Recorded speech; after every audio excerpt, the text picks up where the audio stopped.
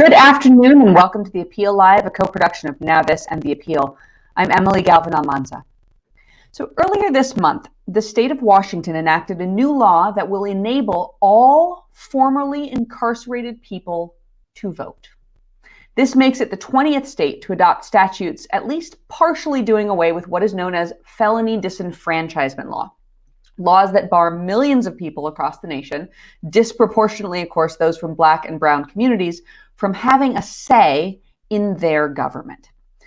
On January 1st, 2022, that newly enacted law, HB 1078, will automatically restore voting rights to an estimated 20,000 formerly incarcerated people in Washington. People who've been released from prison, but are still perhaps on some form of community supervision, like parole or probation. Now, before HB 1078, Washingtonians with a felony conviction were barred from voting while they were still on probation or parole. People who are currently incarcerated will still not be allowed to vote under state law. HB 1078 was a milestone for State Representative Tara Simmons, the bill's chief legislative sponsor. Now, in November, Representative Simmons became the first formerly incarcerated person to be elected in the state of Washington to the state legislature.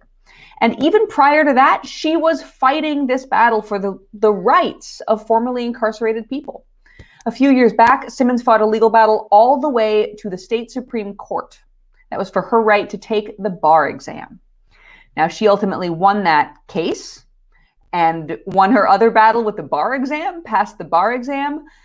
But in advocating for HB 1078, Simmons is taking a bigger step. She's spoken about this, including here at The Appeal Live, moving to transform the landscape of disenfranchisement and the effect it had on her personally and on others. In a recent interview with The Appeal's Political Report, Simmons said, and I quote, "It made me feel like I wasn't a part of my community, like I didn't have basic rights other people enjoy. Maintaining ties, believing and having hope that you're still part of something larger is really important." Now, supporters of HB 1078 say that unwinding felony disenfranchisement in Washington will benefit formerly incarcerated people by encouraging civic engagement, both within their communities and in bigger policy debates, engagement in the state, in their governance, and in the communities in which they live. After all, it's been something of a mantra in the criminal legal reform world that those closest to the problem are also closest to the solution. And this mechanism of ensuring that people closest to the problem have a political voice is essential. After all, who could be closer to the problems that pervade the system than people who've actually been through the thick of it and lived in a prison and come out the other side? But of course, while HB 1078 marks a big victory in the battle to do away with felony disenfranchisement in Washington, advocates are still quick to note that there is more work to be done. People still can't vote while they're incarcerated, and Representative Simmons and other advocates say they'd like to change that, following the lead of states like Maine, Vermont, and Washington, D.C. Now, joining me now to talk about HB 1078 and the fight to end felony disenfranchisement in Washington is Christopher Poulos, Executive Director of the Washington Statewide Reentry Council. Christopher, thank you so much for being here with us. Thank you, Emily. I'm happy to be here. It's not even morning here anymore, this afternoon. Oh, gosh, good. I love it when I say good afternoon, and it is afternoon everywhere we are broadcasting to. My apologies to the great state of Hawaii or anyone else. I don't know what it's like in the tip of the Bering Sea in Alaska right now. But let's ground things in Washington. So I'd love to start by talking about your own experience with this issue. And I know you grew up in Maine, which, as I mentioned, is one of the few states where incarcerated people can vote. You experienced homelessness as a teenager. You spent time in federal prison. But after all of that, you went on to get this incredibly high-profile internship in the White House with the Office of National Drug Control Policy. I'm wondering if you could tell me more about how that incredible arc of your experience shaped your understanding of the harm of felony disenfranchisement. Sure, great question. And my experience with first, felony disenfranchisement and even learning about it was while I was in federal prison. And I was at a place called United States Penitentiary Lewisburg in Lewisburg, Pennsylvania. And it was the election cycle of '08. And for folks who remember, that was when Senator Barack Obama was elected to his first term as president and became the first African American president in the United States. And that night, I was in the TV room of my unit and happened to be the only white incarcerated person awake and watching the results as it got late into the night and became clear that Senator Obama would be the next president. And one of the other men that was in the room with me, his name is Marvin, and he had marched with Dr. King during the civil rights movement, and tears were just streaming down his face. And I just was so privileged. I wouldn't trade, that for any fancy DC election night party. That experience heavily marked my heart, my soul, my passion, and I was able to be there and, as a white person, spend the night listening and learning and experiencing, but being part of. And the cool thing, another cool thing about that experience was, as you mentioned, I am originally from Maine. So I was able to get an absentee ballot sent to me in federal prison. And I wasn't actually able to vote. That was solely because the ballot came a little too late. But I got the ballot, and had it not the timing, which wasn't the prison's fault in this case, it was actually my mom who mailed it to me, just didn't get it early enough. Nonetheless, even the fact that I received the ballot, saw the candidates, knew that I was able to vote, what that did was it made me feel like, even though I am currently separated from my community, I'm still part of my community. And it gave me hope for the future. And it really encouraged me to stay on a positive path, even while I was in prison, and particularly after I came home as well. And so that's my personal experience with that, and my passion for working on these issues was really born on election night of '08, watching Senator Obama get elected and then having my ballot in my hand. Even though I wasn't able to cast it, I've not missed an election since. I admit that I found that incredibly moving, and I'm going to remember Marvin forever. So thank you for sharing that phenomenal story. I had planned to talk about this later in our conversation, but I think it's really, really relevant based on what you just said, because I recently read this really interesting paper by Guy Hamilton Smith and Matt Vogel called The Voice of Voicelessness, which kind of describes what you're talking about, which is, and it just describes it in a way that's based in evidence. You mentioned this feeling of connection to your community and engagement in the political world and the sort of shaping of our nation. And this paper examines the fact that states that have permanent disenfranchisement laws, that permanently strip people of their right to vote because of a criminal conviction, actually have 10% higher rates of rearrest for people coming home from prison. And it argues that that sense of civic engagement is actually part of fostering public safety, that when people come home, they have to feel knitted to their community upon homecoming. And I'm wondering, like, when you argue for legislation like we're going to talk about in a minute, informed by the incredibly moving personal experience you just described, is this a safety conversation? Is this conversation about fostering community stability and success and, yes, safety? Absolutely. And I mean, I think it's great whenever we can have actual academic studies to back up theories such as this. It's vital. To me, it's axiomatic that if someone feels like they're being pushed to the edges of society and have to live outside the norm of society, whether that comes from being excluded from voting, from housing, from interacting with your children, from employment, any of those different things will be detrimental to successful reentry and therefore detrimental to public safety.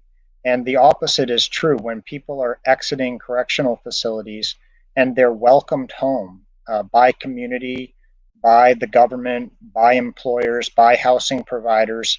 All of that, I really believe it's axiomatic that that's going to lower, future criminal conduct. And what I've found is that in my experience of interacting and even living with, while incarcerated, thousands of people who have been impacted by the criminal legal system, very few people are, kind of saying, I can't wait till I get out. This time they're not going to catch me. I'm going to do it a little differently this time and everything is going to be great. I'm going to get rich. That's not common. The common experience is I'm going to try everything I can to not wind up back in this situation, but then there's just barrier after barrier after barrier, and separation after separation being pushed to the side of society and not being included.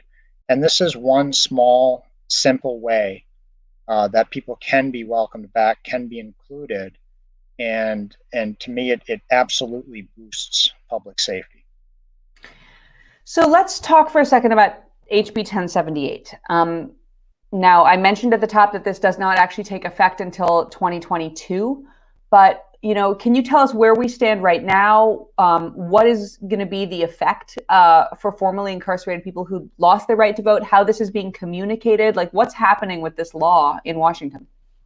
Right. So, great question. After a couple years of working on this and some very contentious and brutal hearings and floor battles in the state legislature, finally, we did pass this law, which automatically restores voting rights for people who are living in work release facilities. So they're out of prison, but they're still in the transitional stage. And then also people who are out of work release, but are on supervision, including people who may have lifetime supervision, which we have in Washington state. So under the current law, which is still in effect today, but will change with this new law being passed, people could live and work in the community, potentially own property, pay taxes, et cetera, et cetera, et cetera, and not ever be able to vote for years or indefinitely, depending on the conviction type. So this will automatically restore it for anyone who's not actually sitting in prison, to put it very simply. If you're not in prison, you can vote under this law.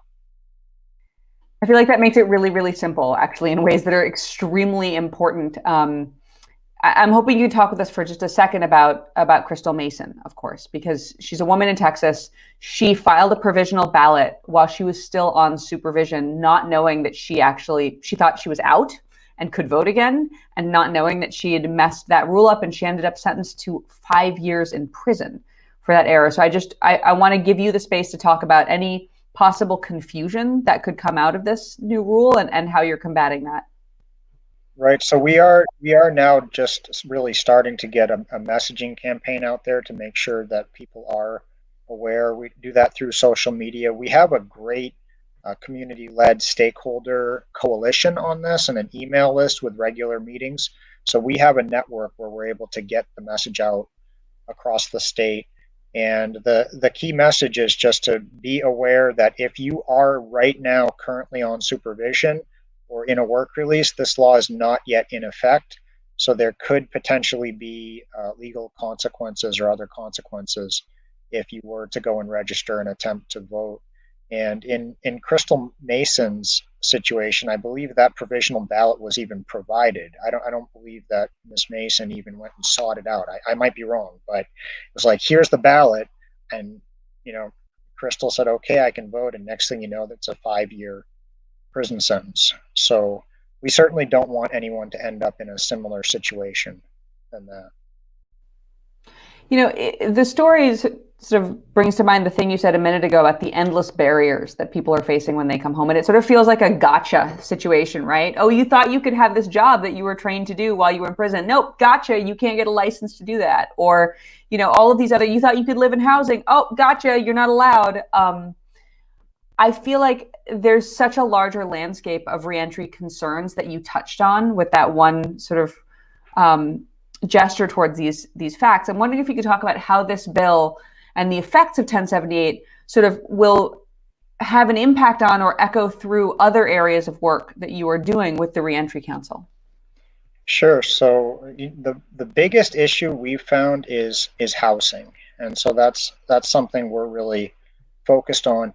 And it's funny because when people are exiting to houselessness, people are exiting without employment, people are exiting sometimes without health insurance, health care. And some people will say, so why do you care about voting? I mean, of the hierarchy of needs, right, is voting really up there? And my response is, do we really expect the people who are, to be blunt, oppressing people with criminal records to make these changes if we are not even allowed to vote? So all the other efforts to relieve collateral consequences, to remove barriers to housing, to employment, if we are not even allowed to have a ballot when we're living in the community and working and providing for our families, etc., then we're going to rely on the same people that don't want us to vote to change those other things. And to me, that's not a recipe for success. So I would consider it an absolutely fundamental issue. And so there's that direct kind of connection. And then, or even a more direct connection, is literally people who are impacted by all those other issues will be able to have a direct say in who represents us. I'm so glad you brought that up because it's constituent power that we're talking about here, right? Like who do the legislators work for? I admit having my own doubts sometimes about how much legislators feel like they're actually working for the people who voted for them, but we can save that for another day. But thinking about the degree to which voting instills or confers the power to force legislators to think of everyone, truly everyone, when they make decisions and make, establish priorities and make new law. I'd love to kind of talk about what's next here, because I can't help but think about people who are currently in prison. And the point that we made earlier about, the people who are living an experience being the best experts in that experience. Right now, people who are living in prisons are really shut out of voting in ways that impact prison policy. And I know Representative Simmons has said that the next move is to give people the right to vote while incarcerated in Washington. I know that lawmakers in Oregon, I think, considered a measure to do this, but that did not advance. And you've spoken about just, in this show, how important it was for you to have that ballot, even if you didn't get to use it, to have it to see the candidates. So I'm wondering, do you think that will there be people in Washington who can hold a ballot while behind bars, who can use that ballot to change the conditions in prisons? And do you think that's coming in the near future? Is there hope for it? There's definitely a hope for it. There's definitely a movement for it. And for me, the argument on one more argument that I haven't really seen talked about when it comes to conviction-based disenfranchisement, and I think that this could appeal to a wide variety of folks, even conservative, libertarian folks, etc., is when we have conviction-based disenfranchisement, what we're really saying is we are trusting the government to decide which adult citizens have the proper moral characteristics to vote and which ones don't. And to me, and I think to anyone, regardless of whether your views are kind of more to the left or more to the right, that's a really scary thing to think, that people in power can be behind the scenes thinking, wait a sec. So you mean to tell me if a person gets convicted of a crime, they can no longer vote, therefore they could no longer be political opposition? That is a really slippery slope, and I think that argument has not been made. And I think that's a great way to actually make this a bipartisan issue, both for people who have exited the prisons and for people who are still in prison. As far as the argument for people to be able to vote while in prison, people are still citizens. People are often, or still, they are counted on the census, so they're boosting population numbers either where they're from or in the actual towns that they're being incarcerated in, depending on the census and gerrymandering laws in the state. We've stopped in Washington having people counted in the prison towns to not boost the population of those towns, but in some states, rural areas are getting disproportionate representation due to prison gerrymandering. But I'll acknowledge there are certain rights that likely should be suspended while someone is in prison. For example, I don't think everyone in prison should be issued a cannon, right? I don't know that we need cannons in the prison yard. That makes sense. But when it comes to the fundamental right to vote, there's no public safety benefit. There's no deterrent effect. I think it should be getting done away with altogether, like Maine, like Vermont, like DC, and like Puerto Rico. And I hope that we're able to lead the way for the states on that, although it may require a constitutional amendment. That's kind of a tricky thing, but we're committed to it nonetheless.